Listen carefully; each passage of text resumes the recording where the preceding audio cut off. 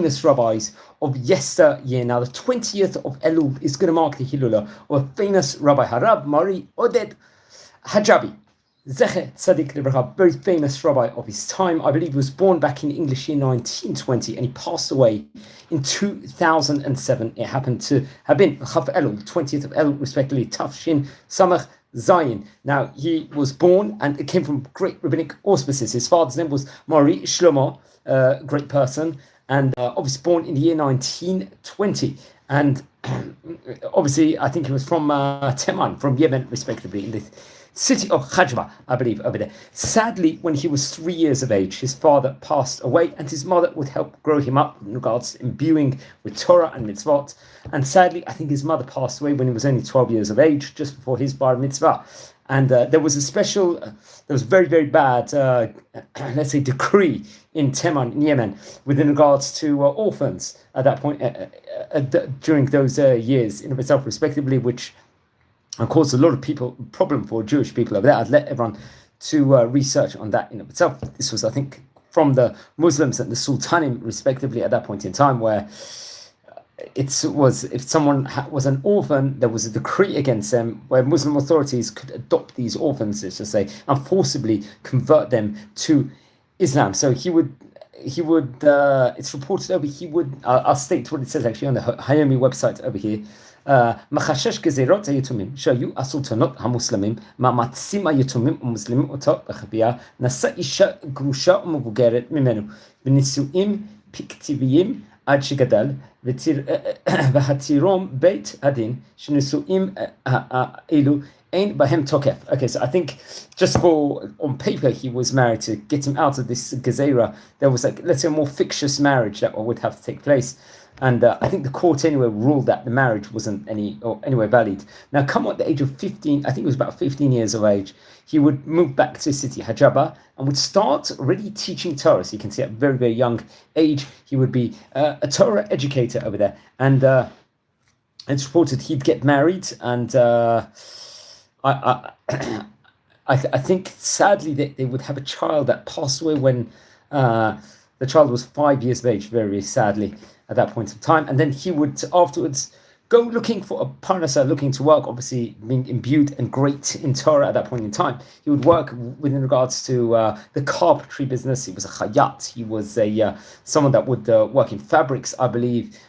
Someone that a weaver, and he was also an educator in of itself. And he was a sofer stam. He was writing various obvious Sifrei Torah, mezuzot, and tefillin.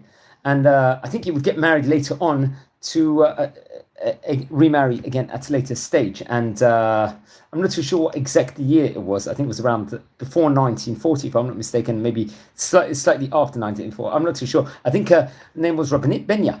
And I think, once again, sadly, they would have a son, Yosef, that was born, but sadly passed away, I think, in infancy. It's reported over. Later on, he would move to Sana'a. They would have two sons. And I think just beforehand, and have another son, it's reported over. And then come what year, I think it was around 1949, at the formation time period of Medinat Israel, once he made Aliyah on the famous magic carpet, let's just say, he would go with his wife and three sons. They would live in tents at that point in time, I think in the area of Rosh Ayin. I think their daughter Mazal would be born over there. And it's actually reported over that Mazal was taken away from them, and we don't know what actually happened afterwards with regards to Mazal. No one specifically. It's not necessarily known what actually happened. It's another topic onto itself. What happened when many of the Yemenite Jews actually came to the state of Israel, and some of the Yemenite babies or infants, they went missing, and many theories have been, and I think proof has been given within regards to that, but that's a very, very tragic and sad topic in itself, which I'll let everyone else research on. I think later on, they would go on to have three more daughters, it's reported over. This was after that. They would have, and so we don't know exactly what happened to Mazal, though, unfortunately. and he would work, I think, in the diamonds business over there. And once again, he'd continue working as a sofer, stam, sefer Torah, mezuzot, and tefillin, respectively. And so I think they would move on to various different areas at that point in time. I think the Karnesh Shomron. Then come on, the year 1985, I think it was, around that time period, his book would get published called the Yekutei Rafaeli. This was on Torah, Yachad im Or Zerua, respectively, which was the Toldot, the Chronicles of the Hatanaim Moraim. Then come on, a year later, 1986, another book of his will come out called the Neta Pa'er. This was talking about the topics with regards to mitzvot, along with the Galut, respectively. Now, I think he passed away on the 20th of Elul in 2007, so it's quite recent, relatively, about 18 years of age. I want to say something about, for example, one of his sons. You can actually see some information, I think, in the National Library of Israel. The books actually chronicles over some of the books of the great Rav. And I think he had a son called Yoel Ratzon, for example, who was born in Yemen. Obviously, he was, I think he was actually born there in Sana'a at that point in time. And they actually lived, I think, when they were in Sana'a, opposite the Arusi family, famous family that happened to have been also, I think, in Teman at that point in time. I think it was also, once again, a rabbinic family, which we also have to point out. So that's very, very important. So what's interesting, I think it was opposite that family. In 1949, we obviously know that Rabbi Oded, מארי Oded, and Rabbi Bina would actually move to Eretz Yisrael, which we spoke about before. And it's actually interesting. I think it's actually stated over that that they would stay, I think, in an immigrant camp at that point in time. I think it was known as Hashad camp, and they would make Aliyah at that point in time. It's interesting. I think that Ratzon's two brothers, or the two children, so the three boys of Rav Oded was named Yoel Ratzon, Shlomo, and David. Obviously, it was part of the angels of wings that they would actually come there. I think that actually it's interesting when they would actually originally come to Eretz Yisrael. Rav Oded they would come through Lod Airport, and they would arrive in immigrant camp in Rosh Hashanah and settle in Camp A, and they would be there for about 2 years, and then a permanent home will be built, I think, in Shechon C, I think in the Shabizi Street in Rosh Hashanah. And it's actually reported over Rav Oded's son, Yoel Ratzon, would fall ill and was hospitalized in a clinic, which is now, I think, the Yemeni Heritage Center. And it was a mild illness originally his son would have. And it's reported over also, I don't know if it's authorized, that there was an attempt to kidnap him at that point in time. But the mother, Rabbanit Bina, would not give up. And thank God he was there. She followed him, I think, to the hospitals in Haifa and a place called Asaf al-Harofa also. And really, I think the author, or it was reported over that there's a theory that the authorities would try and take him, but I think he was released, and they were able to get him back.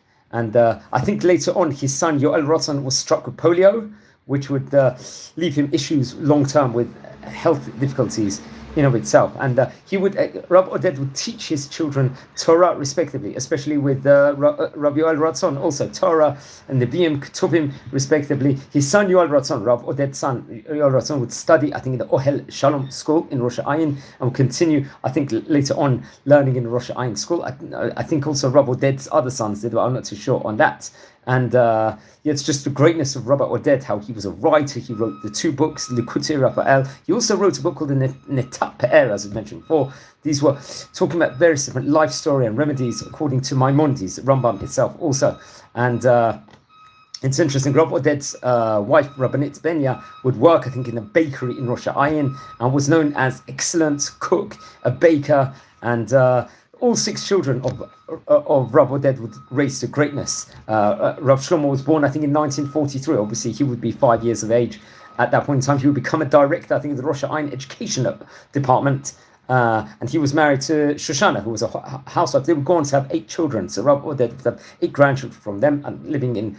And then David, another one, was working, I think, in an investigation officer. He was actually born in Yemen in 1945. He was 3 years of age and got married to Rabbanit Elisheva. She was a kindergarten teacher. And they would have 4 children. So Rabbi Oded would have 4 children also from them. Interesting enough. Yoel Ratzon would become a photographer and a jeweler. This is the other son of who we spoke about just a minute ago within regards to Rav Oded. He'd become a photographer, a well-known one over there, and would have I believe they would have 3 children living in Sapir settlement respectively. And I think that, yes, that's very, very interesting. Now, another child, Rabbanit Rina Nagar, a kindergarten teacher, she was born actually in 1953. She would get married to Rav Shalom Nagar, and they would have 5 children living also in Rosh Ayin. Tzipi Yehia, who was a teacher born in Israel in 1955, so that was about nearly about 6 years after they moved to Israel. Rabbi Oded with his wife. She would go on to marry Shlomi Yedia, a director of Housing Culture Association in Rosh Ayin, very prominent roles over there, would have 4 children. So Rabbi Oded would have another 4, and Rabbanit Bina 4 children with them.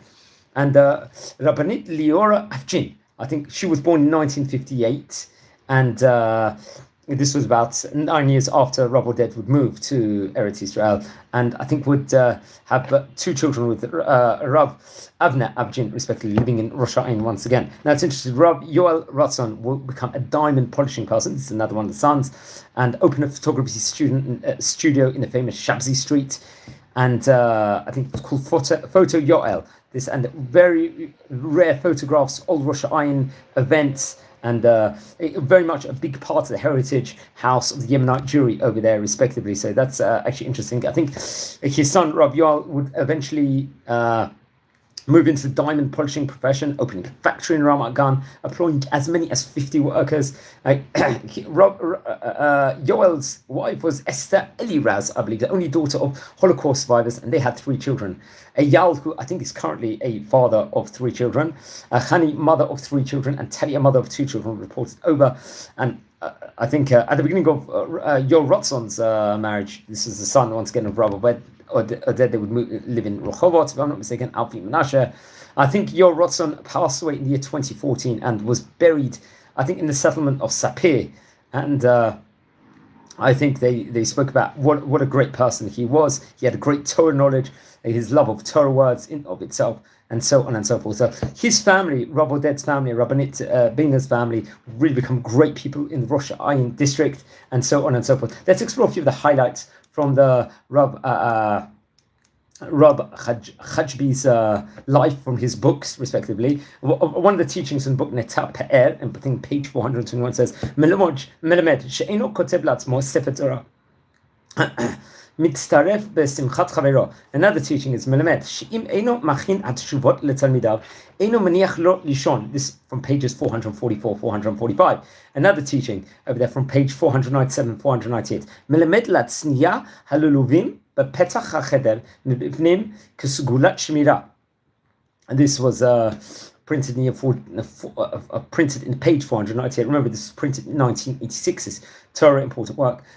Another teaching from his book, from the I think the Chaye Gלות, a book, if I'm not mistaken, page 545. Melamed shekovim baalei habatim kol echad lefi matzavo. Another teaching. This is now once again in the Pe'er in 450, 451. Melamed hamalaig al aniotam shel aniyim sofo shacharim ochlim et yigio.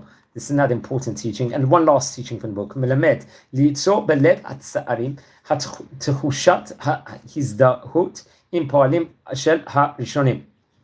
Once again, coming from page 599 from this book. Just very interesting. So he was a great rabbi. Don't forget to light candles in memory. Hacham מארי Oded Hajbi, Zecher Tzadik L'Bracha, passed away on the 20th of Elul 2007. Please subscribe to the channel, like the video, share the video to other people, and subscribe. Thank you very much for watching. Thanks, I appreciate it.